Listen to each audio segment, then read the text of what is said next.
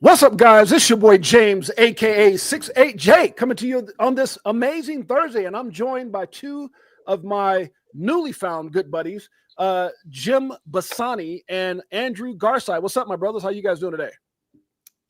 Doing well. How are you? I am doing fantastic. It says, okay, wait a minute. We're having trouble streaming on what? Destination is possible stream was ended, deleted. Okay, we'll remove it. This destination, yes. Okay. My fault, guys. I was streaming on a couple different platforms here, and one of them didn't pick up, which is IMUTV. So anyways, really excited to have you guys on. Expecting a really good show. Hopefully everything else is live. I see YouTube. I see X.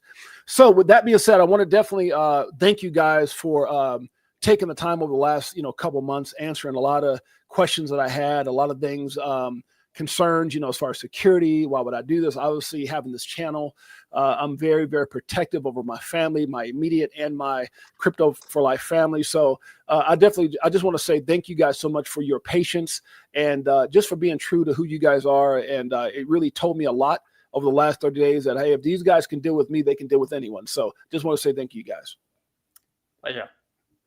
Okay, with that being said, with that being said, guys, for those of you guys that are here right now, obviously we'll be getting more and more people in as the show goes on. I had a phenomenal experience with Andrew. Andrew and his lovely wife came out to Las Vegas a couple days ago, I believe it was, Andrew. Rich definitely spoke volumes for me. And then Andrew actually came out of my house, which we spent at least an hour or so talking about the ins and outs, the details, addressing all the different questions that I had, kind of showing me and walking me through the process of how it works. So, one of the things that was very important when I was talking to Jim and Andrew is I don't want to just be some guy that's promoting something. I want to be a guy who believes in it 100%. I'm one of those guys that 99% belief and 1% doubt, I'm out. So it was very important that Andrew took that type of time as my broker. And it just really, when he left, I just felt incredible. It was very simple. I think a lot of times when we don't understand something, we think it could be harder than what it is, but it came across very, very simple. And so we were able to, do various transactions. I was able to see that then. Obviously, you left and we met up later that night, and we had an extraordinary dinner with your wife, my wife, one of my friends for 40 years, John Singh, and his wife and his little one. So I just want to say thank you, my friend, for that as well. Pleasure. It was a great time. Thanks, John. So, let's start with this, guys. I want you guys that are here right now, make sure you guys hit the like, subscribe, notification bell, and also type some comments or some questions down in the comment section. We'll go and ask these guys these various questions here as we continue to move forward. Now, with that being said, I want to make sure that I disclose I am an affiliate partner with Caleb and Brown. And so obviously I have a referral link for anybody that uses that. Understand that does draw some type of commission for me. So I just want to make that very clear. So you understand, but the motivation behind this for me is various things that I've seen, guys, in the industry, and things that will really bother me. And I want to get into those things. But before we get into that, I want you guys to just kind of tell me a little bit about yourselves before we get into Caleb Brown and all this stuff. Who are you guys? Where you guys come from and how you guys get started and how long you've been with Caleb Brown? Yep. Do you want to go first, Jim, or shall I? You can go first, Andrew. You can go first. No worries. So, look, I originally came from a traditional finance background. So I have a degree in economics and finance and started my career in a large investment bank as a trader. I was trading in equity markets all around the world, Asian markets, US markets, European markets, you name it. I then moved over to a boutique firm and I was a tech analyst there. And it was during that time as a tech analyst, I sort of learned more and more about cryptocurrency and the tokenization and the direction that it was headed in. And as luck would have it, or fate would have it, I actually got hit up on LinkedIn from Caleb and Brown, and they asked me if I wanted to have a chat, had a chat with them, and then ended up joining at that time. So then I moved over to Caleb and Brown. I've been with Caleb and Brown for about 4.5 years now. Nice. Love it. Awesome. Yeah, so my story is a little different. So before Caleb Brown, was working at a management consulting firm. So it's called Accenture. It's a global consulting firm, and was doing a whole range of tech deliveries and a whole range of other sort of management consulting projects. As part of that journey, I was able to work on a few digital asset projects and what was considered to be metaverse, which back then was very much the talk of the town and was very interesting for a lot of businesses. So I worked on a lot of metaverse pieces. But through that experience, I realized that at these consulting firms, they're obviously trying to win work in this space, but it's not their main point of focus. And for me, as someone who'd been in crypto since 2017 and super passionate about the space, first got involved through the idea of smart contracts and Ethereum, just because I was studying the law degree at the time. So it's something that I was personally quite passionate about. But as part of working at a business like this, crypto and digital assets weren't necessarily the main thing that they were focusing on. So for me, I really wanted to go all in on this industry and really start to refine my skills and understanding of what it means to be a part of, a crypto business that's helping onboard people to this space, and wanted to be very much a big part of that. So I joined CB after, from that experience. And, I think Andrew can speak to this, that most people that work in this business have had their own personal crypto experience. And I think that helps them really deliver the results that we want to get for clients, because we're personally ourselves very passionate about this space, as I'm sure you are, James, as well. So nice to have that background at Accenture, but yeah, very, very happy to be here at Caleb & Brown and, moving this space forward. Awesome. So what I want to do at this point, guys, is kind of talk about it. Shouts out to World Be Free. Obviously, you guys know who Melissa VTHO is. A phenomenal supporter, and one of my crypto sisters. I definitely appreciate her and all that they do. So I want to kind of talk about why I, chose Caleb & Brown, the process of my, my thinking in looking and searching for your services. And then I want to kind of dive right into some questions with you guys. So for those of you guys don't know, obviously my name is James, aka 68J. I've been in crypto since 2017. We started this channel, Crypto for Life. Do me a favor and go check it out. About 2 years and 11 months ago. I think next month will be my third year as far as having a channel, but been in the space for 8 years. Now, during that time, I've seen a lot of scams. I've got friends on very high levels. I got one buddy, and I won't name his name, but out of Hawaii, who, is worth tens of millions of dollars. They got into crypto, was already worth that money, and just one of those really smart guys that like getting on the computer, doing all these things, and ended up getting hacked for his wallet. And cost him a lot of money to recover, but almost lost everything. I've seen all these stories, especially these stories of late. And I shared some of these things with you guys, Andrew and Jim, where there's people who've been abducted and held hostage. There was one guy taking out his trash and turned around and somebody had a gun to his head and literally for 9 hours tormented the guy in the sense of making him, drive out to cabins and get his crypto and tied his wife and son and all this stuff. There's situations that happened recently where a poor gentleman who mentioned Caleb Brown several times but wasn't engaged yet, lost and was hacked, scammed out of $3 million. And I shared that with you guys as soon as it happened. There was 2 videos put out, one when immediately after it happened, and then one coming back and explaining what happened. And in both occasions, especially in the second video, he goes, "Man, I wish I would have had Caleb Brown," because he heard about you guys through like DAI, Brad Kimes, and some other people that are also affiliates. But you could just tell he was sick to his stomach, and he just regretted not taking advantage of that moment. So one of the things is someone who has a YouTube channel, someone who has, a pretty big family, wife and 6 kids, someone who's very passionate about this industry, that's something that concerns me, that, someone would take the opportunity to rob you or, put you in a unfortunate situation, maybe by gunpoint or whatever that situation is. Or there's people that are out there, every single day, guys, or maybe at least 3 or 4 times a week, I'm getting messages, fake messages from Coinbase saying, "Log in and check your account." I get all these messages, emails, my wife says, like, I can't tell you how many times my wife,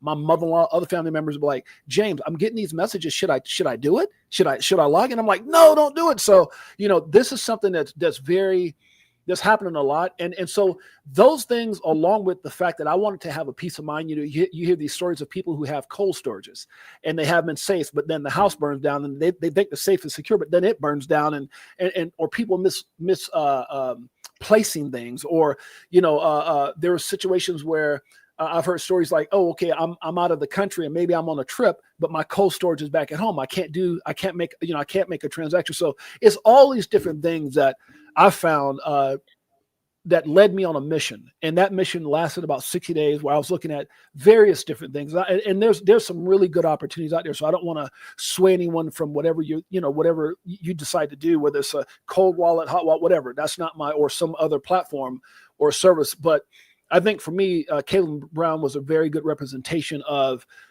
caring about the little guy.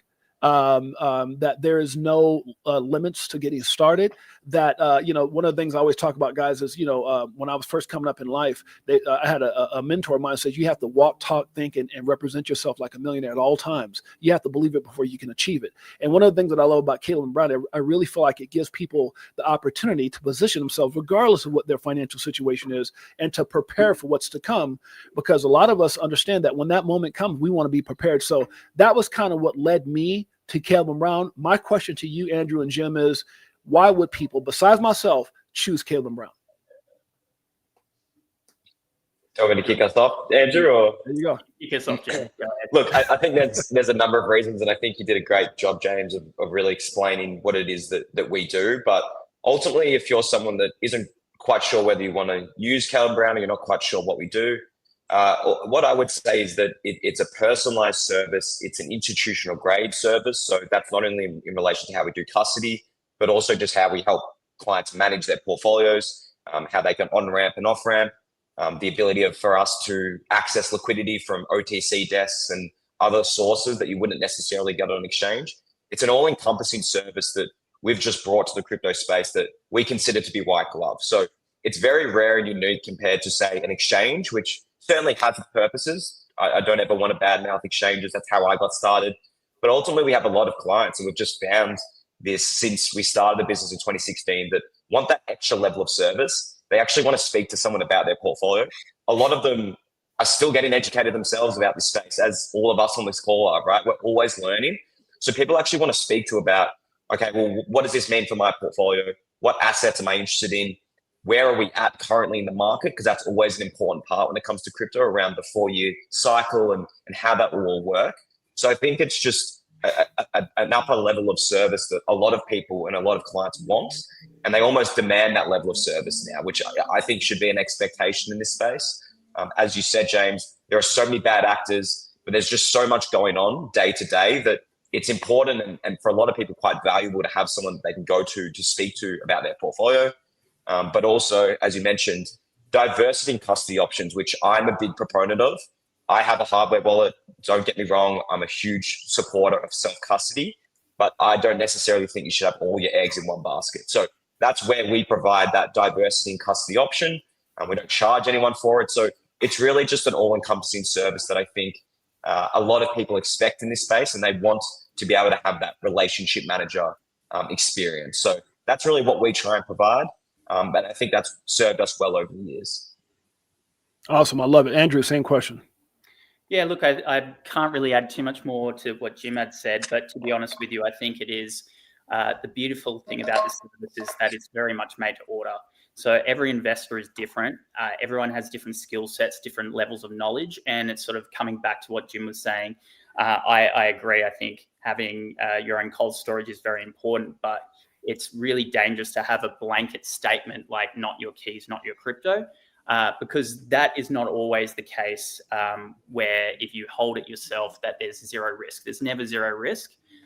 It's always something where if you don't know how it works or you don't have the skill set, you've got Caleb Brown, you've got our custody, it's cold storage, it's Fireblocks, it's institutional grade custody. So you have that, and you can put it all over with us, or you can have some in a cold wallet, some with us. You can hold it all entirely in your cold wallet. It's entirely up to you as an investor. So I think that is sort of a really important part of it. I think also to add on top of that is just having a broker to sort of talk you through portfolio construction, talk you through market dynamics, market analysis, walk you through trading strategies, macroeconomics, all of that. And that's something that if you're at an exchange or you're using other sort of platforms, you almost by yourself, you're on your own, even when it comes to support. So just having, I guess, someone to help you and someone there behind you to help you sort of succeed in this asset class is really, really important. I love it. And, it's funny. One of the things that you guys were mentioning is, not your keys, not your crypto and things like that. Like and even to this day, I don't know what happened with the gentleman in regards to losing his assets, but I was at this event. It was at the casino here in Vegas. I won't name the casino, but they had did some things for me and my wife. We a matter of fact, I think is when I know when it was my wife is here is when we threw my mother-in-law's 65th birthday, and we wound up getting like a penthouse and flew all her friends in and all this stuff. And my host, because I have an assigned host that was walking me through, he told me and my family to turn off our cell phones or our Bluetooth. And we were like, why? He goes, because there's a hackers convention. I didn't even know that existed. I said a hackers convention, and they were literally. I can't make this up. My wife is here, and there were these guys walking around with backpacks. There were these black backpacks, and they had little skulls on them, like little, almost like a warning skull. And it was a hackers convention. And I said, well, why do we need to turn off our Bluetooth? He goes, because these guys, some of these guys that I know, they said that they literally can hack right into your phones through your Bluetooth. And I was like, what? So you hear about that, you hear about SIM swaps, you hear about all these different things that people can do. These guys are brilliant. I mean, they're brilliant. And even though you don't think that people go out there and fall for these deals where you're answering to that Coinbase. Again, this is not against Coinbase, but that fake Coinbase message or some of these fake alerts that you get. It happens. And even though we may not know these people personally, Jim and Andrew, what happened to this unfortunate situation that happened with this gentleman here a couple weeks ago, that happens more often than not. People don't understand that. So what level of security is my next question does Caleb and Brown serve? Now, I know the answer to this. Obviously, I know there's big institutions that are linked to Fireblocks and things like that, but just talk about Fireblocks and talk about the level of security and some of the things that even Jim and Andrew, you guys know that was important for me to know that I have in place that the average guy can't come in and just make a transaction on my account. If you guys can touch on the security that you guys have with Caleb Brown. Yep. Do you want to lead it, Andrew? Yeah, sure. So look, Fireblocks, as you said, James, it's an institutional graded custody provider. It's cold storage. All wallets for each client are segregated wallets. And it also uses a technology called MPC technology, which effectively means that the private keys are split into 3 different shards. We get a shard's given to a Fireblocks, and then the third shard's given to an undisclosed third party. So that gives you protection sort of twofold there. So firstly, obviously, it protects you from any unsavory characters trying to hack and gain access to client assets. But the second thing is we've been around since 2016. We're not going anywhere, but it is obviously always a risk, which means that this sort of technology, if something were to happen to Caleb Brown, you as a client are the beneficial owners of the assets, not Caleb Brown. So in an event that something should happen to us, we cannot sell off the assets to pay creditors. So it's sort of that twofold protection, which gives our clients a lot of safety and security. I love it. So, and to kind of piggyback off that, if something was to happen where, whether it's from a legal perspective or a bankruptcy or again, you guys are very strong as a company. I understand that, but if something was to happen, would people find themselves in a situation that's very similar to what they're going through right now? Let's say what I think is linked to or something like that. And I don't want to badger anything as far as that company, but there's a lot of people right now that have their investments that are tied up, just like with Mt. Gox. There's been people who've been waiting for years with legal issues. Is that a situation they could face if you guys go through some, or will they have access to their assets immediately? Yeah, so I mean, the scenario you're explaining is exactly what happened with FTX. And unfortunately, I did have assets on there, and I did form part of their creditor bankruptcy process, because if you read in the fine print of actually custodying with them, you would see that you weren't a beneficial owner. So the answer is absolutely not. So as Andrew said, and I want to stress this because sometimes things get said online that aren't entirely accurate. Clients of Caleb Brown, it's their bankruptcy remote. And what that essentially means is that, as Andrew said, if you're custodying assets with us, you are the beneficial owner of those assets. We help custody on your behalf, but ultimately the client is the owner of them. So if something was to happen to our business and we went under tomorrow, the first thing that we would have to do legally is return those assets back to their clients, because it doesn't form part of our company assets. So right. I want to stress that that's certainly the case. And for us, that's the standard. That's the way it should be on all these other platforms. We understand that hasn't been the case in the past, and some of us have had to go through those creditor claim processes. But with Calvin Brown, you can clearly see that in our terms of business that if you're custodying with us, you're the owner of those assets. We don't own them. We can help custody on your behalf. But as Andrew said before, we don't charge a fee for custody. We're not earning yields or anything at this stage. Like, we are just purely offering that as a service, as part of our overall service. So for clients, it's really up to them on how they want to use us. They can custody with us. They can also decide to use their own hardware wallet. So it's really up to them.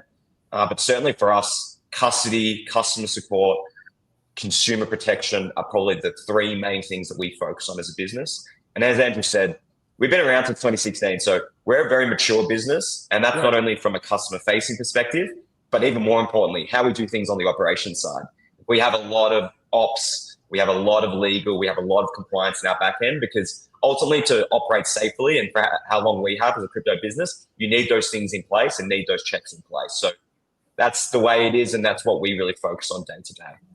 I love it. Now, I have some questions that I have personally that I want to continue on with, but I also have some questions from some people here in the chat. So I want to make sure that we get to a couple of those as well. So let's start off with, I believe I saw one here with the, let's see. So this is from Marvin Johnson. He says, how can you use Calvin Brown if your crypto, I think he meant your crypto, is on a cold storage wallet? How can they benefit from your services? I can answer this, Jim. Well, look, to be honest, you can still completely use our services. You don't have to custody your assets with us. And I presume that that's what you're sort of referring to. If you've got existing assets on a cold storage or a cold wallet, you can still set up an account. You don't have to fund the account. You don't have to be holding assets with us, although it can be easier given that you can check your assets on our portal or on the app. You can also generate transaction reports through and history through the app as well.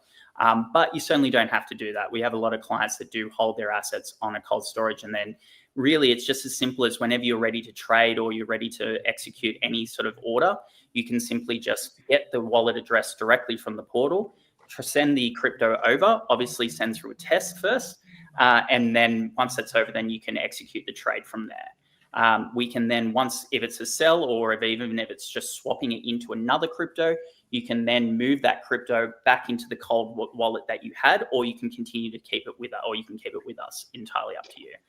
Right now, Yeah, one of the things.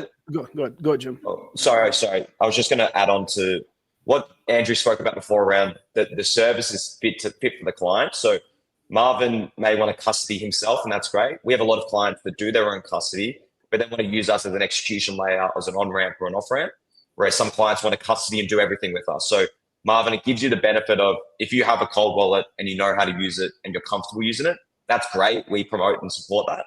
But ultimately, you can still use our service to speak to, say, an Andrew as your broker and use us as an execution platform. So again, it's really up to the client in terms of how much they want to use us from a custody, but also trade perspective. Yeah, no, I think that's very important. And I think one of the things that was, big for me as well, I think it was something that Andrew had said. Let me go to Tiffany's Runs, because I had a thought here, and then I think I might have lost it. Andrew was talking about, so here's a question.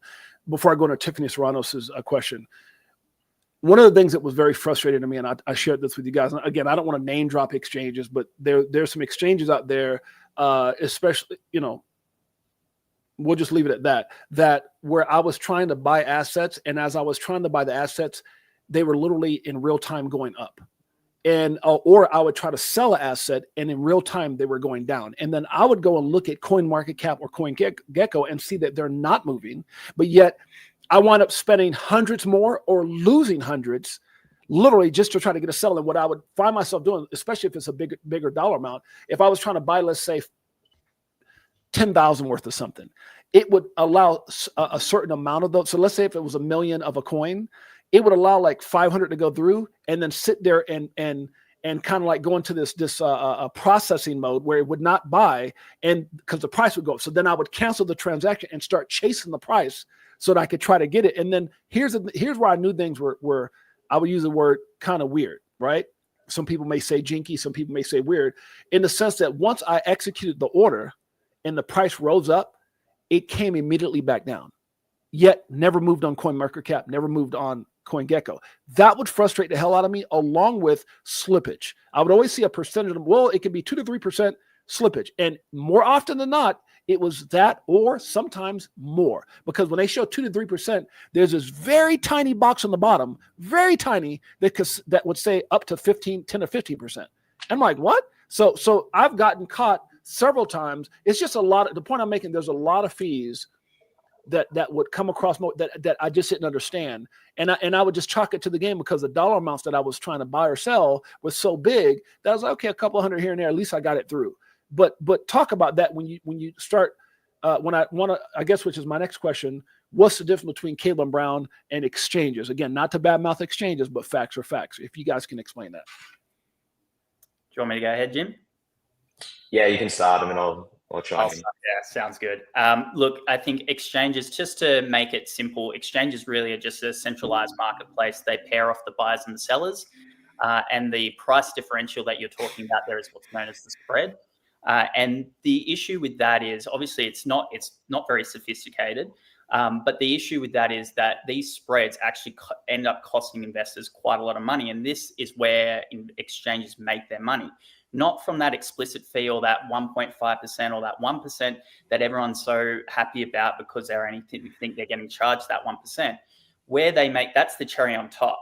Where they make their money is through that spread. And that might be another 2, 3, 4%, depending on what you're trading. And if you're looking at it from the market a few Fridays back when we saw it capitulate and we saw all that volatility, these spreads widen in those cases, if, of course, you can actually log on to the exchange, which quite often they tend to lock you out in those situations. So for something like an exchange, it's very different to us as a broker. So as a broker, we have institutional liquidity pools, and that's including OTC desks. And that means effectively you're not having to worry about spread. You're not having to worry about slippage. We have unlimited pairing. So, regardless of what you want to swap into, whether it's, moving from one asset to another, or say, as an example, Bitcoin to Theta, you don't have to worry about the ins and outs of, maybe you might not be able to get that particular asset on that exchange, which means you then have to sell it into a stable coin, sign up for another exchange, move that wallet to the other exchange to then trade it into the actual asset that you want. For a broker like ourselves, you just have to ask us to do it and we'll do it for you. So there's pretty much no slippage, no spreads, and you're getting a great spot price. Yeah. Now, I find this important as I want to have Andrew answer this. I find, and it's piggybacking off what I want Jim to answer this, piggybacking off what Andrew said. I'm one of those kind of guys when I walk onto a car lot, or I'm looking at a home, or I'm looking at buying something, just give me the bottom line. So one of the things that was very exciting for me is to know that, hey, here's a percentage. If it's 3.5%, that's a lot better than getting screwed with fees that I don't know that equal up to 6, 7, 8%. I'd rather just know it. But when I pay that 3.5% or whatever that percentage is with Cleveland Brown, I'm excited because not only do I know what I'm getting, but man, does it come with so much more. Can you guys explain what that 3.5%, whatever that percentage is? What does that come with? It's not just a percentage. It's kind of like an all-inclusive, right? Can you guys explain that? Yeah, so I think the first point around transparency, I think, is really important in this space, because unfortunately, ever since this space really started, the hidden costs that we're mentioning, so spread, slippage, even things like withdrawal fees, which I can touch on in a little bit, a lot of those things are quite hidden and you can't actually see what you're paying unless you really do the research of looking at the price you're buying at, seeing what the price that you can sell it at, and seeing that difference. So it is not readily transparent, I think, as a business, really in terms of our fee structure, but everything that we do. Like if you go on our website, you can see every single person that works at Cleveland Brown. We believe in transparency. We think it's important for this space, and that's certainly reflected within our fee structure. So as you mentioned, it's a flat fee. It's a 3.5% default fee. And yes, that's on just the execution of a trade. So it's on a buy, sell, or swap. But really, if you factor in the all-inclusive service of you get a broker, so you could speak and talk to Andrew whenever you'd like. Obviously, there's no fee for that. So Andrew's not charging sort of per 30-minute discussion or what have you. That's all-inclusive of the fee. The custody, as we mentioned, so we don't charge custody fees, which I know some other sort of institutional grade services will do, which means that you can custody with us free of charge and with that peace of mind. Again, there's no fee for that. I would say the other really important part is we don't charge any withdrawal fees and have no withdrawal limits, which I think is really important for most crypto investors to be across. Ultimately, we're all in this space to do really well and make a profit. For a lot of people, that means at some point moving that money that currently is in crypto back to fiat currency and back to my bank account. And so for people that want to do that, unfortunately, there are fees associated with that on other platforms. There's also the stresses involved of being limited. So I'm sure all of us on this call have been there where you want to withdraw a certain amount of money. If you're a high net worth investor and let's just say it's over $100,000, on an exchange that may take you over 5 or 6 days to get done because they may limit you. Whereas we won't limit you. There are no limits. There are no withdrawal fees for that as well. So think of the 3.5% fee as, yes, you paid on the execution of the trade, but it's really the ultimate overall service you get as inclusive of that fee as well. So that's how we like to think about it. We know that people get caught up on the transaction fee and see that it's quite higher than, say, an exchange. Yeah. But as Andrew said, like that's the cherry on top for them. They make all their money on the spreads, and it's not readily transparent or visible for most people in this space.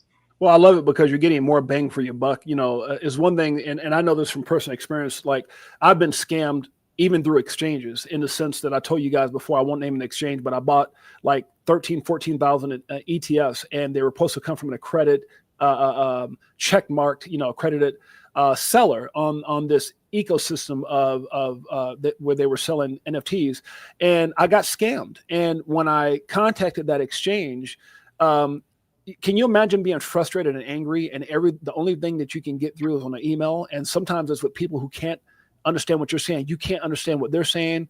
The way it's coming across is like there's no feelings, there's no care.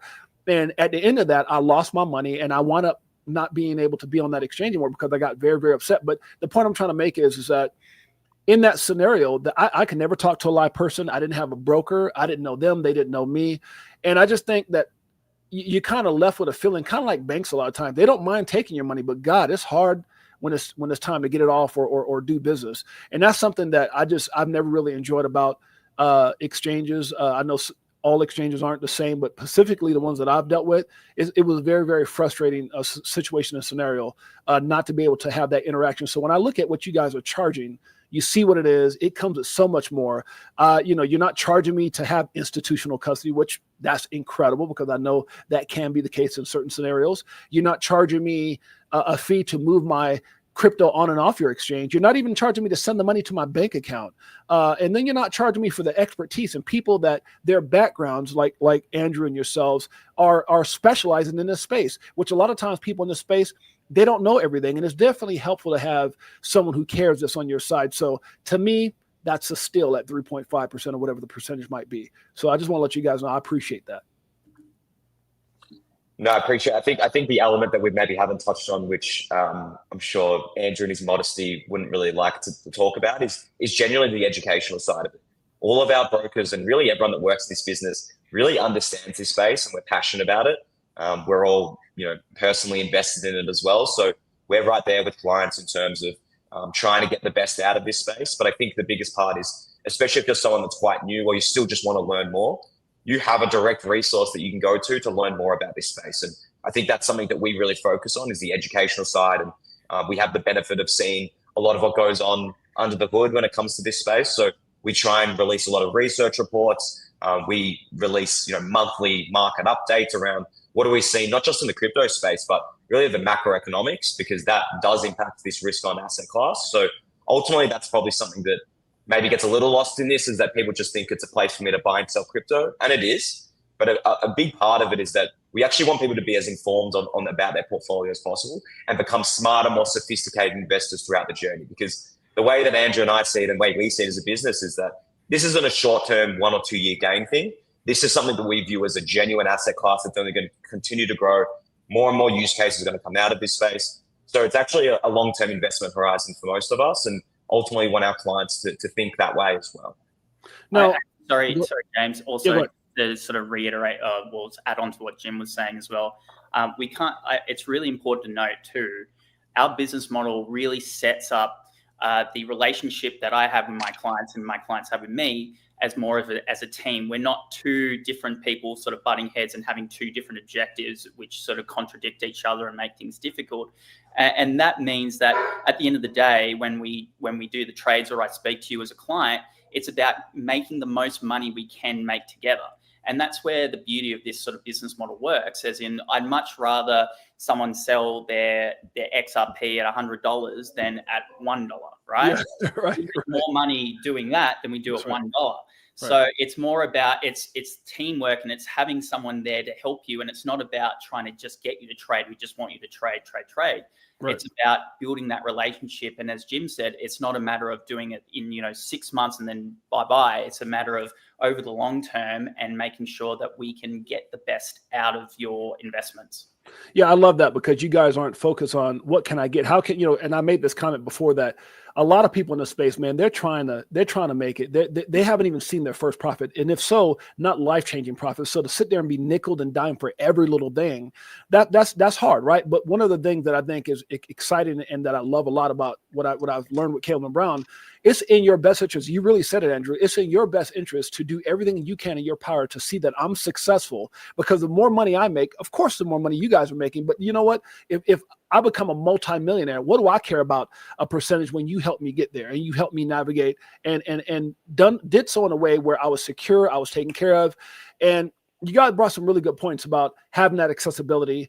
I talked about this on my pre-show, my CMB pre-show today, where, if this market goes, like you said, $100, and all of a sudden I want to take out $500,000, I don't want to be maxed out at $25,000 a day. It was going to take me 20 days to go out there and put that money down on a house and go buy. I don't got that kind of time. I may actually lose that house, and that's going to be frustrating.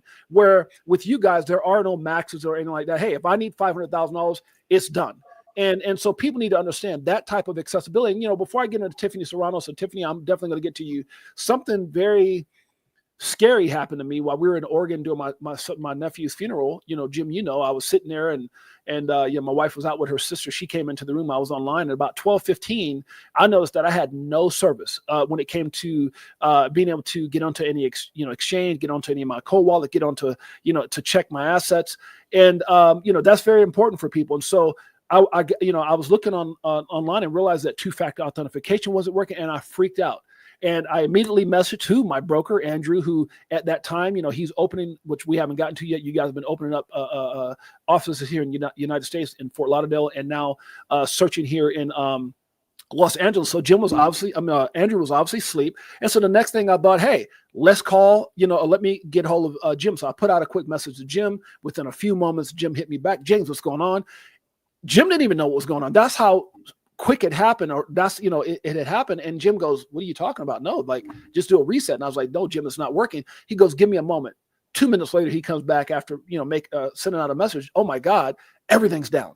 Walmart. I mean, it was the scariest thing ever. And then once Jim realized what was going on, about 2 or 3 minutes into the conversation, he goes, oh yeah, apps and stuff are down, but hey, would you like to make a trade? Would you like to send some money to your bank? I'm like, huh? He goes, everything's up on our end. So that, to me, I just went from panic to like, Jim, have a damn good night. I'm ready. I can go back. I can get ready to go to sleep. And doing that pocket, when I got back on X, when I woke back up, doing that moment when I was sleeping like a baby, maybe even having my thumb in my mouth, just joking, but I had a peaceful sleep. I go back on X and people were freaking out. I mean, they had no answers. They didn't know who to call. And so that's definitely a huge point that you guys offered. Hey, Jim, Andrew was, and then Andrew followed back. Hey man, I was asleep. I'm here. Everything was cool.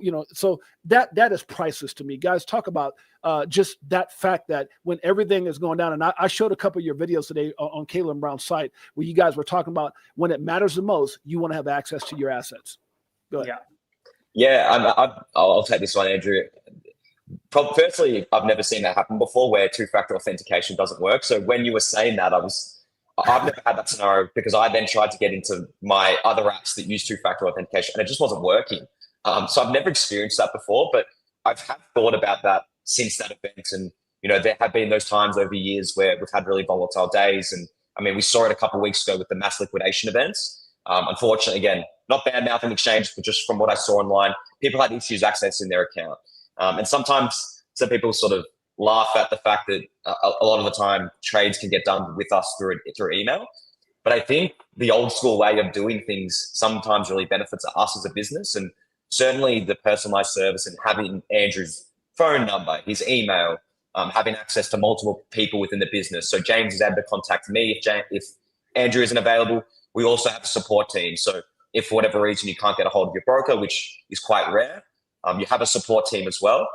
I think it speaks towards our ability to still be able to service trades and do things when very crazy things like AWS outages happen, because there are multiple ways to get things done. And I think that's by design. Obviously, we have a portal and platform that a lot of our clients like to use themselves to get things done. And we understand that this is a very fast moving space. So speed matters for a lot of people, but ultimately in volatile times, unfortunately, sometimes you can't get into your account on other platforms and get those things done. Whereas with us, because you have the broker's email, you can still get things done that way. And I mean, email is just, it's always something it's always there. I don't think we've ever had Gmail go down. So ultimately it gives clients that benefit and accessibility where unfortunately we've seen on other platforms, that's not always the case. So, Andrew can speak towards this, but we've had so many instances over the years where, other platforms are down or on a volatile day, there's a lot of issues. With us, you can still email your broker. You still have access to your funds through that, and you can still get things done that way. And Andrew, as you answer this, I want you to also think about this point. When that market crash happened, people were like, "Oh my God, I'm gonna buy the dip." We always hear, "Don't trip, buy the dip." Well, the unfortunate truth is, some of these exchanges stop people from buying the dip, and that was horrible, right? I had one of my buddies was ready to go, and he saw XRP get to like 140, 150, and he goes, "I could only get it at $2.20. They didn't allow me to do it." So just talk about what Jim was talking about, plus that fact that when those moments happen, you want to be able to capitalize off those moments. Yeah, no, exactly. And I mean, I was literally going to say that, James, as well. It's one of those situations where it literally just happened a few weeks ago on that Friday, and we saw the whole market capitulate, and we saw some real big volatility come through.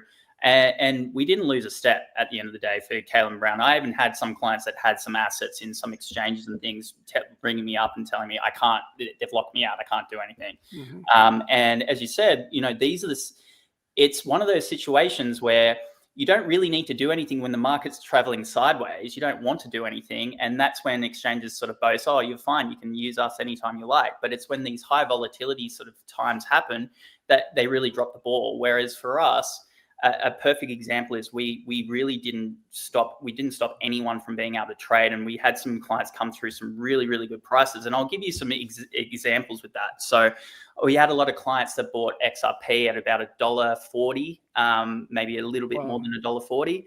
We had some clients that bought Bitcoin at about $104,800, Ethereum at $3,500, Cardano at about 57 cents. These are some really, really good prices that a lot of people couldn't actually purchase on exchanges because they weren't even able to get into their exchanges or into their platforms. So that's the perfect example of these situations, these scenarios where our service is really, it's best of the best, right? And that's where I'm really proud when these things happen, because we're able to get our clients in and out without any issue at all. Now, do you guys, again, Tiffany, I'm going to get to you, sis, here, and there's many other questions, but do you guys offer some of the features that exchanges have? Like, if the price goes up and I want to put in a stop loss, or if a price drops to, can I put in like a limit order or a buy order and things like that? Do you guys have the same type of features that exchanges have at Caleb & Brown? Yeah, we have our buy limits, you have sell limits, you have stop limit orders. Okay. So we have all those all that functionality. It comes down to each individual investor and what their expertise is like. At the end of the day, some of these can be quite sophisticated, and it may not suit everyone. But we offer it should you need it. Yeah, I love that, because I remember early on in my trading days where, Bitcoin was very volatile. And I remember this is many moons ago, me and my wife were in the kitchen and I was screaming because I had a stop loss that it just went right past. And so I definitely rather have a peace of mind of saying, hey, if we're at a $20 XRP, and we're going up, I like to be able to call and say, hey, man, if it drops to 1950, I want to sell and go back to sleep or go back to what I'm doing. So that to me is priceless. You guys offer that, correct? Yeah, that's right. Yeah. I love it. Love it. Okay. So let's get into finally Tiffany Serranos and many other questions here. And you guys are growing, fast. You guys, I've had friends that I didn't even know were using your service for many, many years. So obviously you guys have been around since 2016. This is from Tiffany, if everyone has their own broker, which they're assigned, are you guys consistently hiring people since you guys are growing so quickly?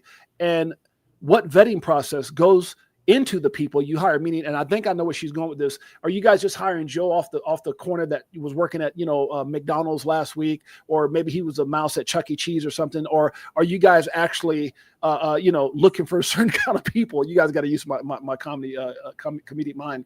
Are you guys hiring people like Andrew, like Jim, that has some type of background? What is that process like? And are you guys currently expanding? Yeah, so I'm happy to take this one, Tiffany. In terms of are we growing, the short answer is absolutely. So we are prioritizing key markets, and we want to continue to grow at the pace that we're currently at, if not accelerate that growth. So for us, the US is a key market. Andrew can speak to this. I mean, we're both Australians, as you can tell by our accent, but one of us is in Australia currently, the other one's in the US. And Andrew's led the charge there, and that's only going to continue for us. So we want to expand our service offering within the US is probably our main market, I would say. While we're an Australian business, we are very much focused on the US market, and most of our clients are based there. So are we growing? Yes. Ultimately, we've been able to scale and do this really well, and have experienced individuals like Andrew that have been in this business for a long time and have that ability to not only manage those relationships, but ultimately just they work really hard. All of our brokers do work quite hard and have a lot of clients that, again, we want to get the best result for. So they put a lot of hours and time into those individuals. So that's the first part of it. Around how do we vet individuals and who do we hire? I mean, I would say that we do have a very a strenuous hiring policy, and we are quite picky with who we work with, just simply because, as I mentioned at the start, you can go on our website and you can see everyone that works in our team. Most people within our business already had a crypto background. They're super passionate about this space. So for me personally, and I know we all have our own interview styles, we really cater towards that. We only want people that are interested in this space, that actually understand it, are involved themselves. And what I think Tiffany is also getting is that we have a lot of internal controls for our brokers and really the people that work in our business. So there's never a scenario where brokers or anyone else can steal client funds or what have you. We have a lot of strict, secure internal processes for those kinds of things to not only ever stop that from being the case, but even if they were able to get rid of those or somehow circumvent them, we would know immediately. So okay. I think that's maybe where the question is going. Like, we aren't just hiring people off the street. We understand how important not only this business is, but the reputation of our business. And that's why we've been able to last for so long. And so that's important to us. And that flows in from our service quality standard, but also more importantly, people that we bring through the door. So yes, we are growing and expanding, but we're doing it the right way. And I think that's important. And I think that's something, sorry, I know I'm rambling here, but I think that's something that's really important about crypto, is that a lot of businesses and protocols and what have you grow really quickly, and they try and scale to get as much market share as possible, which is great, but there's a right way to scale. And for us, it's about doing it in an integrity kind of way. And that's very much as part of how we hire and who we bring into our business. That was Andrew, something I don't know if you've got any points on that. Yeah, I want Andrew to add to that. But so if I get a broker, obviously I'm getting to know this person. Like, I got to know Andrew. He came to my house. Obviously it's a special circumstance. But if I get this broker named Bob, and Bob and I start working together, and Bob realizes he does not like this New York Yankee hat. He is a San Francisco, whatever it is, and he does not like the Yankees, and he decides he wants to steal my crypto because the Yankees suck. That cannot happen, correct? Absolutely not. Absolutely not. And we have, as I said before, so many internal controls in place that a broker can't even do that. And even if they could do that, we would know immediately. Like, so operationally. A broker is literally a person that's a connection between you and Caleb Brown. He can only implement certain things, but still has to follow the same security process that is set up on your behalf. So it makes all the sense in the world. Gotcha. Okay. Yeah. I would also, look, I like to think that I run the whole show, but I can tell you right now, I have an amazing team behind me as well. So it's not just me. We have, support people, we have traders, we have operations people, compliance, legal, and all of that supports our brokers. So that's where we can really scale heavily, and it gives me the ability to be more personal with clients and be able to speak to them directly, while still having the team in the background, all the processes and things like that. And I also want to mention too, when we do these hiring processes, there's always background checks. There's all those other sort of things as well on top of that when we make the hires. So, I literally had an interview with someone today who wants to join our support team.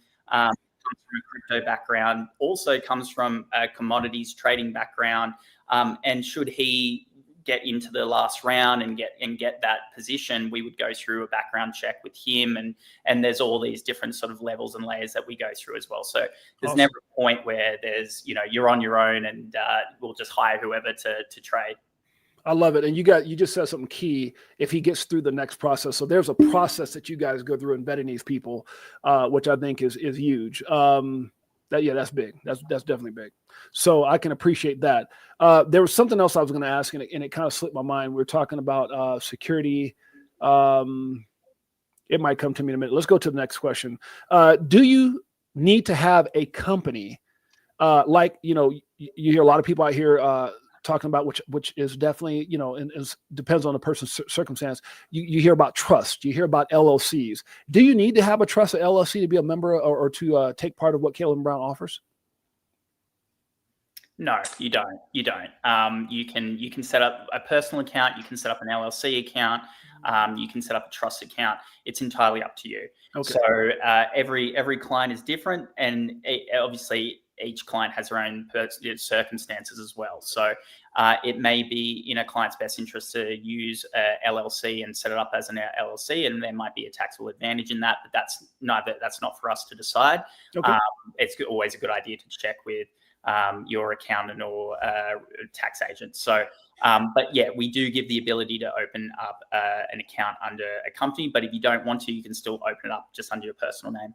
Now, if I open an account, let's say under my business, which you'll have to follow strict, whatever those guidelines are for that LLC, can I have multiple accounts? Like maybe I could have one for my business, one for my personal. Is that something that's possible? And are those things accessible at the same time, or how does that work? Yeah, entirely. So you can have the one login, and then you can have really as many accounts as you like. Obviously, just one personal account because you're not going to have two personal for right, exactly. But you can have multiple trusts, multiple LLCs. I mean, if you're happy to pay the administration costs for those things, then you're welcome to set up as many as you like. We have some clients that do have a trust, an LLC, or a couple of trusts, and maybe a couple of LLCs, but we do give the ability. The nice thing is with Caleb Brown is when you log onto the portal, you have that one login. You don't have 3 or 4 different logins depending on the address. The account. And that just means once you log in, you can toggle between each of the accounts and you can check each of them as well.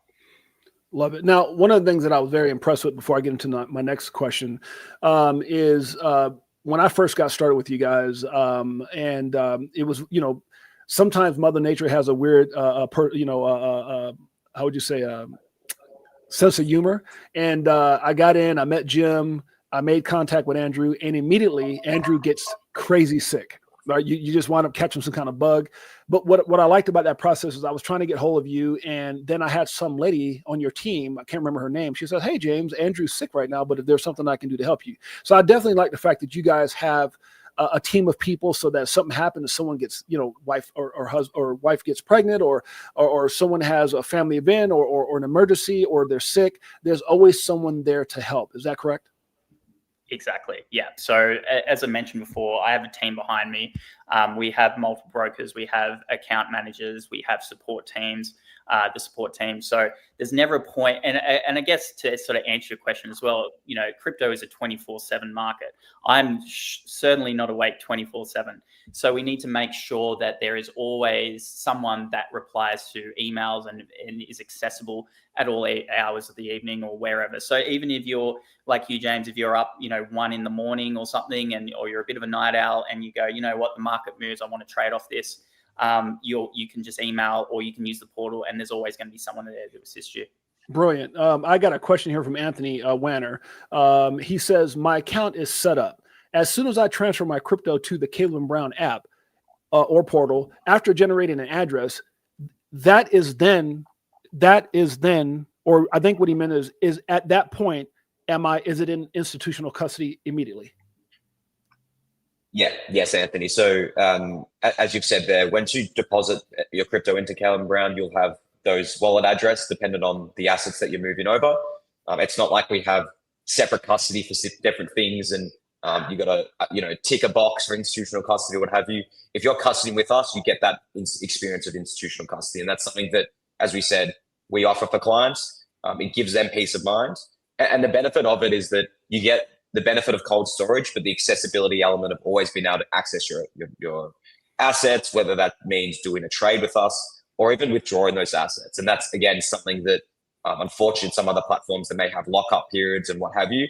With us, you can deposit those assets and then you can readily withdraw them the next day. So that's the peace of mind that clients have with us. And ultimately, everyone that custodies with us gets that benefit of the institutional custody. So 500, 5,000, 5 million, I get the same security no matter what. Absolutely. And the point, I know we didn't touch on the last question, but it's completely free to make an account with us as well. And there's no requirement for you to bring up forward any capital before getting started. So we do always recommend people to at least create an account and see if the service is right for you. We know that some people maybe don't resonate with our service, but all we say is that give it a go, because ultimately I think there's a lot of benefits of the service that clients can really get out of it. But ultimately it's completely free to make an account and get started. So I know that we position it in a lot of ways as being institutional grade, and it certainly is, but it's accessible to all. And we generally mean that. You don't have to have a certain set amount of assets to get started with us. So just wanted to address that because I know that was part of the question before. Yeah, we're going to go back to, and then I'm going to get into my question. I got some really detailed questions here, so we're going to try to move it along. Tiffany Serrano's asked, and I think this question correlates with what we talked about just a moment ago in regards to, if something unfortunate happened, God forbid, the office or the company in Australia goes down and you guys go into bankruptcy, are you guys returning the value of the assets that they have or the actual assets themselves? The actual asset themselves. And I know that this was also something with FTX, where not only did you have to wait 3 years for the bankruptcy process and all of that to get done, but when they actually returned the assets, people eventually got them back, but it was on the value of the asset at that time. So a lot of people had Bitcoin, but back then, or I think Solana was the biggest one where it was like $20 then, whereas now it's like nearly 200. And so people were like, well, I should get the value of the asset today, or just the value, the asset itself. Sorry. So with us, as we said before, look, the way that we custody is that we hold all of our assets accounted for one for one. So ultimately, look, it would suck for us as a business, but let's just say tomorrow, every single client wanted to withdraw their assets. We have those assets readily available to do that and to facilitate that, which is something that is quite rare for crypto. Usually we see that if you custody with platforms, they're actually using those assets to earn yield elsewhere or what have you. With us, we literally just have those assets accounted for one for one. So that should give clients peace of mind that your assets are always there and readily available when you need. Love it. Brilliant. So let's get into this next one, which is kind of like the elephant in the room. You guys are an Australian-based company, right? You made the comment earlier, Jim, that your biggest clients or the most clients that you guys have are here in the United States, as a matter of fact. Being that you're Australian-based company, and I know that you guys were not too long ago recently purchased by the biggest exchange in Australia. I want you guys to touch on that. How protected are the American investors, being that we don't have the same rules and regulations? Do you guys follow the laws of the land here in the United States? Are we protected as Americans? It's definitely a question that people want to know. And I'm happy to take this one, Andrew, and then you can definitely chime in, considering you're living there now. But I'm happy to address this because it's probably the most common question I got when I was in Vegas for XRP conference. What I want to stress is that, yes, we're an Australian headquartered business, but we have a US LLC that our US clients fall under. So I know that a lot of people are like, well, I don't want to work with Calvin Brown because they're an Australian business and I have no idea as a US citizen, how does that protect me and my rights? We want to stress that we are, for all intents and purposes, a US business. And if you're a US client, you fall under our US LLC. As Andrew can touch on in a second, we have office presence within the US now. We have a lot of US citizen employees or people that are living there like Andrew. So if you're a US client, we are a US business. We have to follow the same laws and regulations that all US businesses do. We do everything by the book. As we mentioned before, you can go on our website and see our compliance team. We have a lot of people in compliance. In fact, our head of compliance is in the US, is a US operator. So for us, in terms of how we've succeeded for so long, it means because we do everything by the book from a legal perspective, from a licensing perspective. So if you're a client or you're someone that has heard of our service, but you're unsure whether to use us because our headquarters is in Australia, I want to stress that we're a US business and that if you're a US client, you would fall under our US entity, which gives you all the relevant protections and consumer protection laws that you would have as a US citizen with us. So I want to stress that point because I know that sometimes gets a little lost. Right. And ultimately, as I said before, look, our focus and attention is obviously the Australian market. That's served us really well. But really, most of our clients are in the US anyway. So for us, it's about how do we provide this top tier service the best way that we can, and how do we expand and grow that within the US market? And that's where Andrew's moved over there. We have more of our brokerage team that has just got announced today are going to slowly start to move over there as well. So that's where we're really focusing on for the future. Brilliant. Now I've got my own questions that obviously you guys have copies of, and I want to get to my questions, but they actually got some pretty brilliant questions here. So I want to touch on a couple more before I get into mine. Definitely thank you guys. Make sure you hit the like, subscribe, notification bell. We appreciate you guys in a major way. Let's keep it going. So comes from Nina Blossom. How much insurance do you guys have in place? Should someone steal, if for some ungodly reason they steal my XRP, they hack my account, which is one of the questions I had from a different situation, but is something was to happen to my digital assets, what type of insurance do I have dealing with Kaylen Brown? Jim, you want to grab that one? Yeah, sure. So we do have an insurance policy through Fireblocks. So ultimately, if something is to happen to our custody solution provider, which is Fireblocks, clients are protected. It's fair to say that's never occurred, and they're one of the top tier custody solution providers in this space. So we do have an insurance policy through Fireblocks, which ultimately protects clients if something is to happen. But around what happens if I get hacked or something happens internally, we can touch on our security procedures and what we do to protect client assets. But ultimately, assets are protected with us, and we have a whole range of security procedures in place to ensure that for any withdrawal, we're calling clients, we're asking security questions. For a lot of them, we do video calls as well. So ultimately, assets are protected with us. And so for a lot of clients, that's better than maybe using their own self-custody. So we do have an insurance policy through Fireblocks.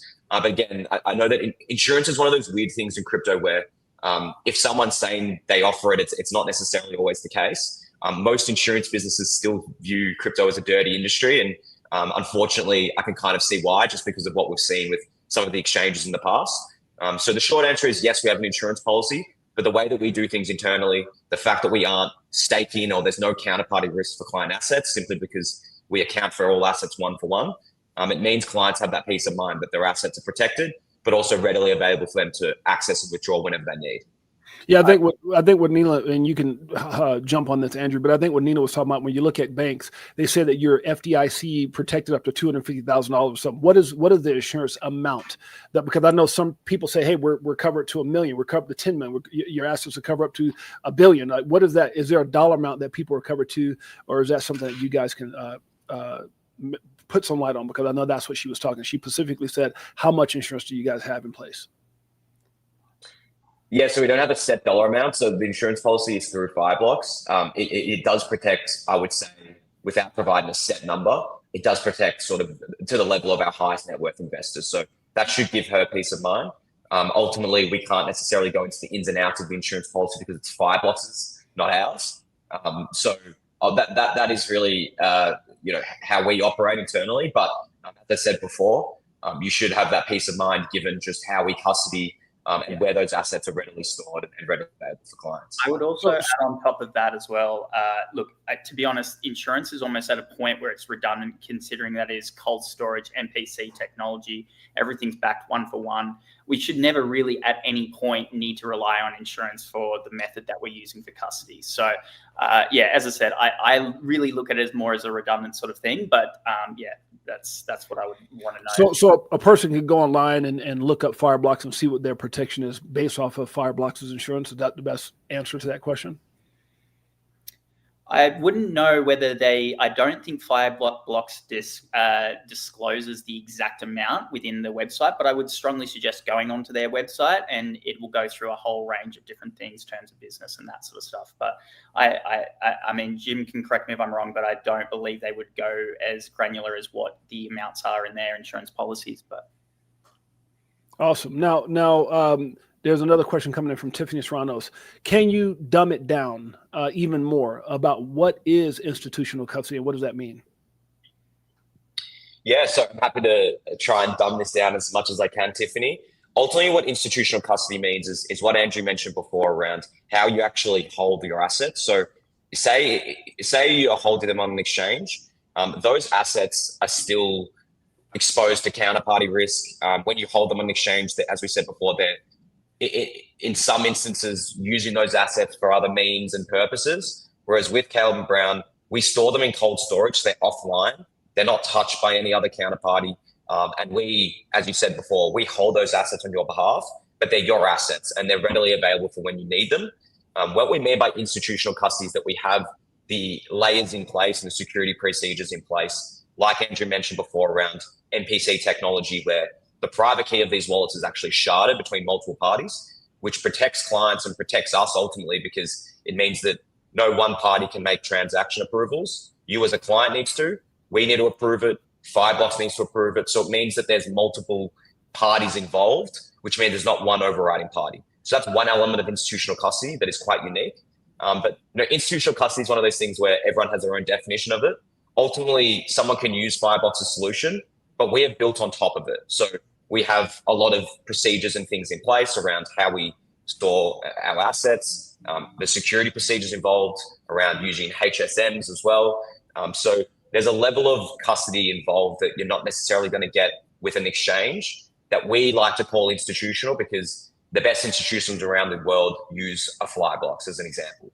But I want to stress that you can still use an Anchorage or a Fireblocks solution and just use the base layer solution. It's really what you do with that solution. So for us, we've put those transaction authorization policies in place, is what they're called, to ensure that we actually are providing an institutional grade service. So I hope that dumbs it down a little bit. I know I went a little granular with MPC and HSMs and what have you, but ultimately the best way to think about it is just it's a better way to trust your assets than if you're just going to hold them on, say, an exchange, as an example.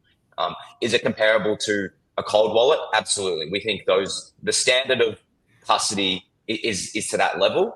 But ultimately, one is for a retail investor that has their own hardware wallet. So for me, as an example, I have my own Ledger wallet, versus Fireblocks, who actually custodies on behalf of the biggest banks and institutions in the world, which we then provide that as part of our service offering for retail clients as well. So that's probably the best way to think about it. Yeah, and I think that kind of answers what Tiffany or what Anthony Weiner even said. Yes, it's redundant, but people want to know that in crypto. And I think when you look at who Fireblocks is protecting, I hear, like SBIs or Ripples or some of these bigger institutions, if that's who protecting those, obviously they have to have insurance. But I would say with each individual that wants to know, or each situation, that's a good question that you can, get with your broker and have them maybe dig a little bit more. If I have 3 million, or if I was that guy, let's say, who woke up and his crypto was gone, I think that was the question that she was having. Is that 3 million covered under, the fact that somebody breached your Fireblocks? And I would assume and hope that, yes, that would be covered. So I think that's something that is a great question. And you get with your broker and whoever that is that's in that situation. Because, you might start off with, some of these price predictions. You might start off with $100,000. It might end up being 10 million. You want to know, hey, is that 10 million protected? But I definitely understand it from your perspective that these are guys that are protecting these massive organizations. So, yes, the insurance is in place. I think it's a little hard when you don't know that exact number. But when you can kind of look at, hey, they're covering the SBIs, or they're covering the Ripples, or they're covering whoever that is, then obviously they have that type of insurance. I get it. Okay, so with that being said, let's move on to I want to get into some difficult questions here and some things. So when you go into, let me look at this real quick. So you answered a lot of those questions. So let's go into, I want to go into the benefits of using Caleb Brown, but let's turn it to a different page here, because a lot of times when when people get on the internet and they Google, you can Google anything. You can probably Google 68J, and some people think, hey, he's one sexy hell of a guy, and somebody else might say, hey, he's not that sexy. I don't know, it doesn't matter. But the point I'm trying to make is when you get on and you start Googling things, obviously there could be some concerns and some reviews. There are some reviews that I read online. One was from a person that couldn't get hold of their broker, and they seem extremely frustrated. Is this something that's common? Do you want me to grab this? I'll kick it off. Yeah, cool. If you want, I'm happy to address it. Even though I'm not a broker, I definitely I work very closely with brokers. Is it common? Absolutely not. So look, at the end of the day, we try and provide the best service quality we can, and that means being readily available for clients. Does that mean that things can slip up from time to time? Of course. Like, we're human. We still want to make sure that we're providing the best service possible. But there are scenarios, where that may occur. But what I would say is that, and Andrew mentioned this before, we say we're 24/7, and that's certainly the case when it comes to trades and contacting your broker via email. So broker emails are always monitored 24/7. So when Andrew goes to sleep, the guys here in the Australian office are managing his inbox. When the Australian brokers are asleep here, the guys in the US are making sure that their inboxes are managed. When it comes to calls, that's a different thing. And I think Andrew can speak towards this, but we want to make sure that if we're going to speak to clients, we're giving them their full attention. And for us, that really means actually booking in a consultation time to speak to your broker. Now, does that mean if you call them that they won't answer their phone? Of course not. If they're available for you, they will. But ultimately, we've got a lot of clients that we're looking after, and we want to get them the best service possible. So we do recommend when it comes to contacting your broker, if you want to speak to them, that usually we ask to set up a time with your brokers. So look, yeah, ultimately, can things slip up? Of course. Like, that's just naturally the nature of our business, and sometimes those things occur. What I would say is that it's not common, and in fact, we really prioritize building strong long-term relationships with our clients, and that means being there and available for them. So, well, there's 2 points that I want to make real quick, and I don't mean to cut you off, but number one, I did get a good review that I am sexy, and that just so happens to be my wife, which I just put here on the screen. That's the first thing I want to talk about. So that's a positive review.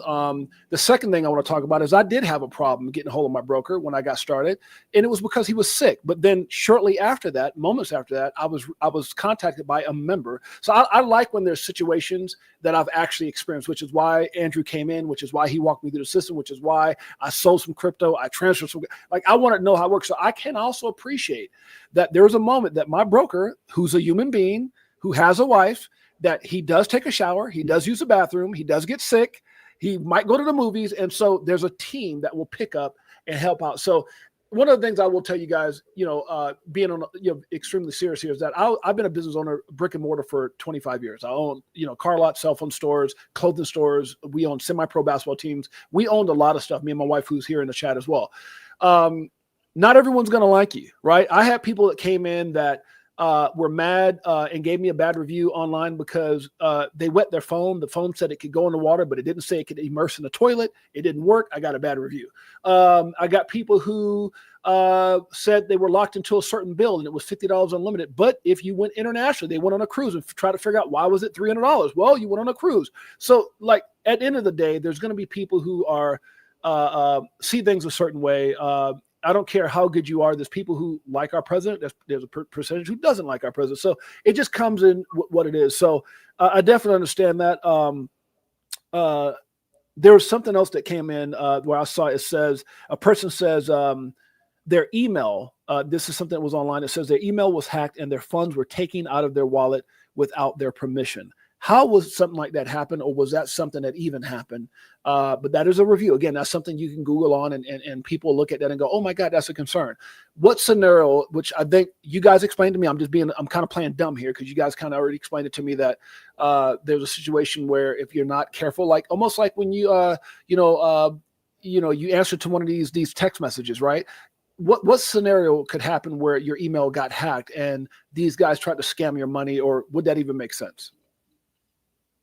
I can answer this, Jim, if you like. Mm-hmm. So look, I think the thing to note with security, it works on both sides, right? So security is only as good enough as each side or each party is, up to the task. So we are very much protecting all our clients. But at the end of the day, if you don't do the basic things from your side, which could be changing your password regularly, making sure the 2FA is set up, making sure that you have passwords on your computer, you've got virus protection, all of that sort of stuff. There can be situations where you can be completely hacked, and in which case it is very difficult for us. We have on many, many occasions protected clients' assets even when they're being completely hacked. There can be we've had situations where they've managed to get into their email. They've managed to what's known as a SIM swap their phone. So they've effectively taken the phone number and brought it over to them. And then they've been able to call us off their verified phone number and also contact us off their verified email and get to us. And we've still, on many, many occasions, protected them and stopped them from doing that, because we have many, many levels. And it also falls down to what you've got set up on your account. So James, like we've gone through it together, and you're really, really protected, and you've gone the extra mile with your protection on your account. But there's a lot of people that don't want that, and that's fine. But you've also got to realize that if you're not fully protected, or you aren't taking the various levels of security that we offer, it does leave you exposed. So, we go through phone calls, we go through video calls, we go through all these things. But at the end of the day, you know as well as I do that sometimes these hacks can be super sophisticated. They can use AI, they can use all that thing. So that's why it is really important. We will protect you at all costs, but it does need to come from both sides. It's just not like I'm going to take my hands off the wheel now that I know I'm with Caleb Brown. I'm not going to worry about anything security. You need to do the part, and we need to do the part. Yeah, I think that's very important. I was getting into a little bit of a conversation with someone about how your emails can get hacked, and you just stated that, like, someone can hack your emails and send out messages and say and make contact. And it's crazy because I had people. I was telling my wife this. I had someone that it was somebody from my mother's church back, and it was like an older lady. And she messaged me on Facebook, and she goes, James, I know you would have never said this. Someone said something very uncharacteristic, and they did it through my Facebook Messenger. This happens. It happens. And people need to understand that those type of things can happen where, people can get hold of your information, and it sucks. It really does. So you guys got to be careful out there. Can I also just add on top of that as well, and what you're talking about? The beauty of Caleb Brown, and one of the extra benefits, is also the fact of that personalized service, which is great from like a service standpoint. It's great being able to contact your broker, but it also works really well from a security standpoint as well. So like you and I have had many conversations. We've discussed price targets. We've discussed, when you'd be looking at selling, when you're not looking at selling, all that sort of thing. And this is typical for any of our clients. So as an example, if I had a client that said to me, I'm holding XRP, but I'm not going to sell until $100, right? I've told you this, we've had the discussion. And then if I were to get an email from them saying, hey, Andrew, sell everything down and sell everything down into a stable coin and withdraw it to this wallet, which is not a verified wallet, which is an immediate flag anyway. But also the fact that we've had the conversation, and I know your account, and I know you're not looking at selling down until $100. I'm not going to go and do that, right? That's a big red flag in my mind. So I'm going to call the number. I'm going to email you back and say, what's going on here? Maybe we do a video call. Maybe you'll have a passphrase that's nominated on the account. I'll ask what the passphrase is, all that sort of thing. So that's where a personalized service also works really, really well for security that you wouldn't get anywhere else. Yeah, and I love that because me and you have had this conversation when I said it's something, if I was in a scenario where someone did have me at gunpoint or had me in an unfortunate situation, and, I set up every security you could think of, from video calls to everything else, and even a passphrase. And if I call you and my passphrase is McDonald's, but I say Taco Bell, that lets you know that something's wrong. And so that's kind of what you're saying, like, that relationship starts building where you realize, hey, this doesn't sound like something James would do. He just said, cash everything out and that kind of thing. So yeah, I definitely appreciate that. Anything you want to add to that, Jim? No, I think you both covered on all the important topics of it.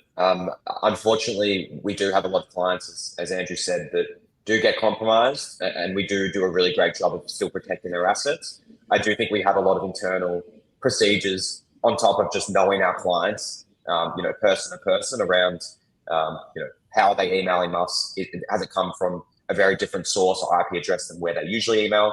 Is the language they're using different? Like, we have so many internal checks and procedures because, it sounds a bit grim, but unfortunately this is very common in this space. And we do have a lot of clients that maybe don't have the most secure internal processes in place. So it does happen from time to time around people get compromised email-wise, phone-wise. So it is important, as Andrew said, to practice that personally, not just for your crypto portfolio, but if we're talking about other assets that you may have, it's really important from that perspective. But when it comes to, okay, I've been hacked, are my assets protected with Caleb Brown? Absolutely. We have a lot of those procedures in place, as Andrew said, to ensure that if there's going to be ever a withdrawal call or withdrawal request, we're doing the necessary calls, we're asking the necessary security questions, and we're ultimately getting to the bottom of whether that actually is our client making that withdrawal or have they been compromised. Last concern here, or last thing that I found as far as reviews, there was a person online that said they had an issue in signing up with Caitlin Brown from a lack of being able to get approved. I don't know if that was from an income perspective or they couldn't verify themselves KYC, but in what situation would someone not be allowed to utilize Caitlin Brown services? Yeah, so it's definitely not from like an income perspective of like you need to have a certain amount of net worth to use our services. As we said before, we try and make this service accessible to all, especially those that are at the beginning of their journey in crypto, which we think is probably the best kind of client to use Caitlin Brown. In terms of where we wouldn't accept, so we do go through natural KYC procedures and policies that we have to legally do as a business. So ultimately, we need to make sure that all of our clients are verified with us, and you need to go through that process to have an account. When it comes to clients that we can't accept, it's really, if I think about it more from a geography perspective right now, do we think that will change? Absolutely. So I would say the key markets are the UK. New York is the only US state that we don't currently service, although I know, speaking to our team, that that's something we're looking to rectify pretty soon here, or as soon as we can. And that's due to the bit license requirements there. And then the Canadian market are probably the main three that we get the most questions about. And it's certainly not because we don't like those clients or we don't want to service that market. In fact, we used to have an office within the UK. It's really, they're all for different reasons, but it's really just the regulatory environments in those markets are a bit harsher than others. To say that the US now is the market leader when it comes to supporting crypto would be an understatement. Like, we've seen a complete 180 when it comes to obviously Trump's administration, but even now the people that run the SEC and that government support is there, which makes it a lot easier to operate in a market like the US. And we're hopeful that then other markets like the UK, like Canada, will follow suit. But that's really, I would say, the main reason why we don't accept the client is you're probably in one of those geographies. All I would say to that is that, look, this space is ever evolving. As we continue to grow and scale, we want to continue to service those markets again. But at this stage, that's probably one of the main reasons where a lot of our clients or people that want to become clients can't at this stage. Right. Now, I did get a question. I want to make sure this person understands that I'm not ignoring the question, but it was a question in regards to how do you guys differ from iTrust Capital. I don't know if you guys even can answer that question or if you want to answer that question, but it was a question that, because I don't know if there's a thing of, I know you guys don't like to compare, but you guys know who iTrust Capital is. Is there any difference between iTrust Capital and Caitlin Brown? So I know a little bit about iTrust Capital. I don't really want to speak out of hand and maybe mention something about their service that they actually do provide. But from what I understand, they do 401ks and IRAs. That's a really great source for people to be able to use their retirement funds and purchase crypto. Ultimately, we don't do that at this stage. I think it is probably something we will offer as a product in the future. So they offer that. I don't know if from my understanding, they don't offer a brokerage service, right? So I'd say the key difference is, as we've mentioned throughout this call, having your direct broker, having a point of contact that you can go to, having someone that you can speak to about your particular portfolio, which is the key point, right? Because we all have different risk appetites. We all have different interest in interest in assets, but we also have different time horizons. Some of us might want to make profit in the next year. Some of us are thinking on more long-term horizon, right? So having someone like Andrew that can speak to you about your portfolio is quite unique and rare. And I don't want to speak out of hand, but I don't think that's something that iTrust Capital offer. And then also the institutional custody, there's a whole range of how we source liquidity, which again, I'm not 100% versed on how they do things, but I would say that's probably the key difference. Is it's a different kind of service. One is focused on IRAs and 401ks, which is great. We offer sort of more of a personalized brokerage service for your everyday investing. Now, let me go through some things. I definitely appreciate you guys answering all your questions. Definitely appreciate all the questions from the community here. But let's get into a couple of things, because I talked about some concerns, maybe some reviews that that people can find. Which again, you can find people who don't like McDonald's, yet they eat there every day. But at the end of the day, let's move on to some positive here. Here's positive things that I heard about Caitlin Brown. You guys have an overwhelming positive check marks on various platforms, but overall on online, you guys have extraordinary reviews. Caitlin Brown has earned, and this is coming right off the internet here, a 5-star out of 5-star from Trustpilot rating from out of 333 reviews, and an overwhelmingly positive reviews, 4.9 on Google from 249 reviews. Caitlin Brown serves over 21,000 clients across 100 countries, with their largest customer base being in the US. This is all online. Trustpilot and Reddit mentions helpful. They're very helpful and responsive brokers. Easy to use platform with strong security. I can agree to those first two. Broker is amazing. Thanks, Andrew. And easy to use platform. Once Andrew showed me, I was like, oh my gosh, this is too easy. Customers report positive and reliable long-term experiences with the company. Free institutional grade custody, which you guys were very gracious in explaining. All fees included, which is all encompassing fee. Caitlin Brown representatives have always addressed any problems and or concerns on public forums like Reddit to offer assistance. So that being said, I definitely appreciate that. Definitely appreciate you guys being on. Anything else says this has been great. Thank you so much for your time. Thank you, James, for setting this up. Do they offer, okay, this is a question right before we get out of here. You guys don't offer staking. Now, I do want to say this. There are things that you guys are not offering, like yield, like, which just it's very new to the space. And I personally don't there's a lot of yielding opportunities out there that we've had this conversation. I've had these conversations with other people in the space where I'm not trying to be the first one. Like, there's some cars that were built early on that sucked in the early, 80s and 90s that are amazing today. So I don't want to be the guy who gets to first, or try something that doesn't work. You've seen a lot of things that happen with FTX and with Celsius, with Luna, with all the different variables, things that are out there. So you kind of want to be cautious. I think that, we got regulatory clarity to be coming in soon. Some of these yields and things will have that will be extraordinary. But right now, I think it's a little too early. But one of the things that I love about you guys and what the conversation that you guys have had, you and Jim, Andrew, is that these are things that you may be exploring in the future, yielding and staking or whatever the case may be. These are things that you guys are open to because you really want to be able to take care of the customers and all their needs. So can you kind of elaborate a little bit on, I know there's things you can't say, but just where Caitlin Brown's mindset is as far as moving forward and being able to assist customers and provide what the services they need.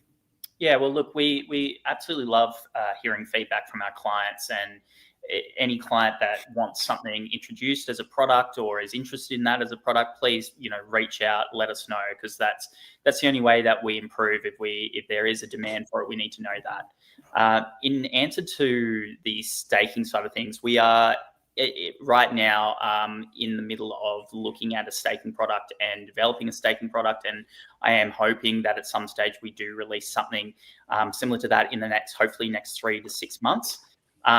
For proof of stake products, and we may start small with maybe only a few assets that we would be staking, and then potentially grow from that. I would say though, in terms of say like XRP, it's a very different sort of beast, and that's something that needs that added protection, since XRP is not a proof of stake product or asset. So in order to be able to gain yield on that, you do take on a lot of risk, whether that's borrowing or if it's trading on it, lending it out. So that needs further research, and that's what really we need to really look into. But definitely, staking for proof of stake products is something we're looking at, hopefully rolling out in the near future. Awesome. Yeah, I'll just add on to that. Ever since Caitlin Brown's inception, we've been quite a risk-off business and quite a boring business, I would commonly describe it, in terms of how we do things internally. As I said before, we haven't offered yield or staking before because all we've done is just focus on the consumer protection side and making sure that assets are there and readily available for clients in cold storage. Does that mean we're not going to innovate and expand? Of course not. We understand this space is ever evolving, and clients have expectations around yield. They have expectations on earning value from the underlying asset. We understand that. It's really a key ethos of finance in general, but we know that that's slowly developing within the crypto space. If you speak about DeFi and staking and yield generation, that's been around on some other assets for a really long period of time. So the best example is Ethereum.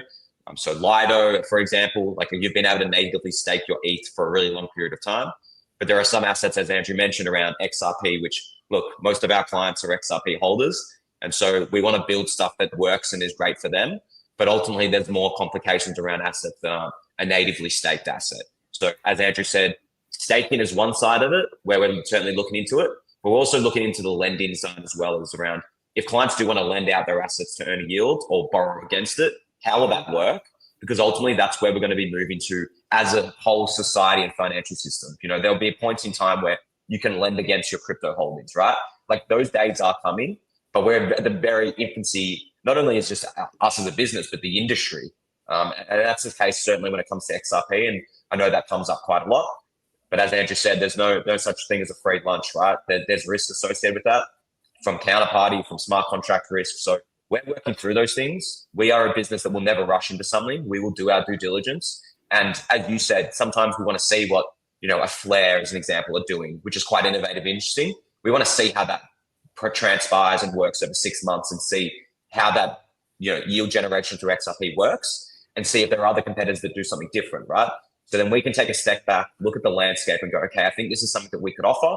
How do we do it in a safe way? So at this stage, I know we went along in this question. At this stage, we don't offer it, but certainly it's something we're looking to offer in the future.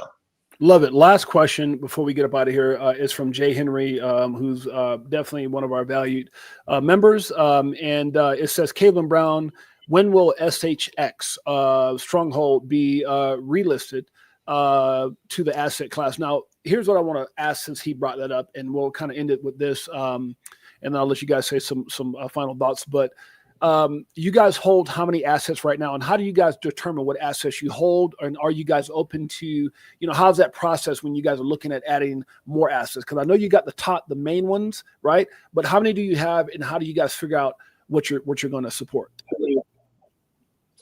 Yeah, I'm happy to take this one, Andrew, if you'd like.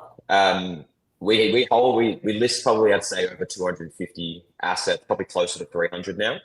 And again, like as I mentioned before, we do put a lot of time and effort into what we list, ultimately to protect our clients, right? So there's a range of factors that our operations team will look into when we look to list something. I would say the biggest one is liquidity. Can we actually source enough for clients? Can clients who want to buy this at size actually sell out at size, which is really important? A lot of people will buy into something that maybe does really well, but they can't actually sell out of it without incurring significant slippage, or there's just no market to sell it into.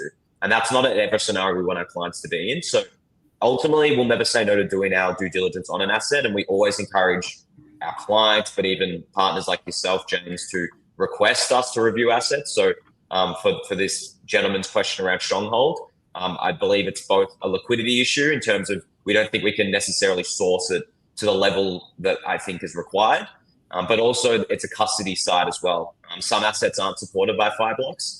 Ultimately, we're not going to take on the counterparty risk for our clients and list it or custody it elsewhere.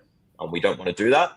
So ultimately it is, can we custody it safely as well? I would say they're the two biggest considerations, but they're certainly not the only ones. Like we do full legal reviews of every single asset we list. We constantly are reviewing them. We are looking at the team. We're looking at, is there any utility?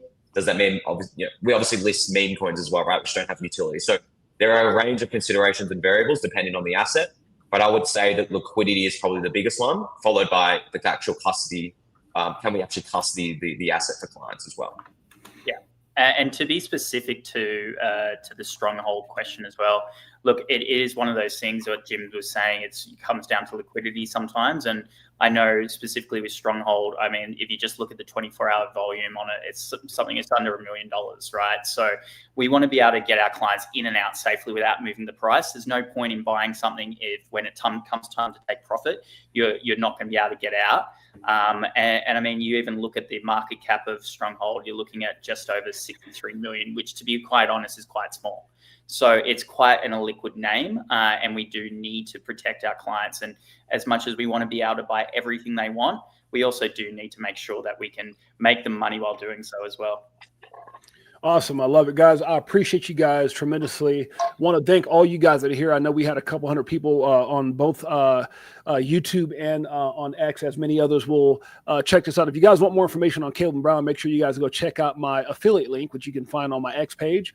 Definitely want to thank you guys for being here, man. You guys are awesome. I'm looking forward to many, many, many years to come, and definitely partner up with a lot of people. Now, I know there's some things that, we've got XRP Las Vegas Meetup 2025 that we just had. We're looking at having XRP Las Vegas Meetup 2026. I know that you guys said you would love to be a part of that. So for those of you guys that are here, if you're coming to XRP Las Vegas Meetup 2026 or Brad Kimes XRP Las Vegas, make sure you guys lock in, as you'll be able to have an opportunity to meet these two amazing guys. Any final words before you guys get up out of here? And also any plans on, I know there's some expansion going on right now in the LA. Anything else that we can look forward to with Keelan Brown here in the United States? Well, yeah, I'll take this one, Jim, since I'm in the US. Look, I think we're just building really, really quickly. It's a very, very exciting time. And to be honest with you, it's now with the acquisition, we have a lot of resourcing behind us. We have a lot of money behind us, and we're just continually building out. I mean, just anecdotally, we're already having to move into a bigger office here in Fort Lauderdale. We'll have the LA office opened hopefully in the next couple of months. And we're just really going to cover all of the US. So I think it is very much going to be a changing sort of environment, and we're going to keep growing. And I think for me personally, it's a super exciting place to be. And I can't wait to hopefully in another few months speak to you guys again and be able to talk even more about it. Appreciate it. Any final words, Jim? No. All I would say is that, I mean, I'm hopeful to be in XRP Vegas at some point next year as well. But certainly, as I mentioned sort of throughout this discussion, if you're someone that isn't quite sure whether you want to use the service, all I would recommend is give it a go, because it's completely free. You can speak to a broker, you can understand the service, and then decide whether it's right for you. And I know that James can speak towards this. Some clients want to jump straight in. Some clients really want to test the service, test it out, speak to a broker, and really decide whether it's right for them. So all I would recommend is it's important to have options in crypto. And I think Caleb Brown, you can go, I mean, we're biased, but you certainly can't go wrong with us. So I would just recommend signing up, seeing if the service is right for you. And there's no commitment, on your end. So that's what we encourage. But ultimately, it's great to have you on board, James, and we're really excited to work really closely together. And we'll certainly be doing more in-person things in the future with a lot of our clients within the US. Definitely appreciate you guys, to the entire Crypto for Life family, XRP Army, and all those that are out there in crypto. Definitely make sure you check out Caleb Brown. We appreciate you guys very much. Thank you for your time. Guys, we appreciate you. Make sure you guys check in and check out our show, Crypto for Life, with your boy James, aka 68J. We go live Monday through Friday, 12 p.m. Pacific Standard Time, 3 p.m. Eastern Standard Time. We definitely appreciate you guys. Thank you so much for being on the show. To the rest of you guys, we'll see you guys soon. Crypto for Life, XRP Army, greatest family on planet Earth, EARF. Until next time. Peace.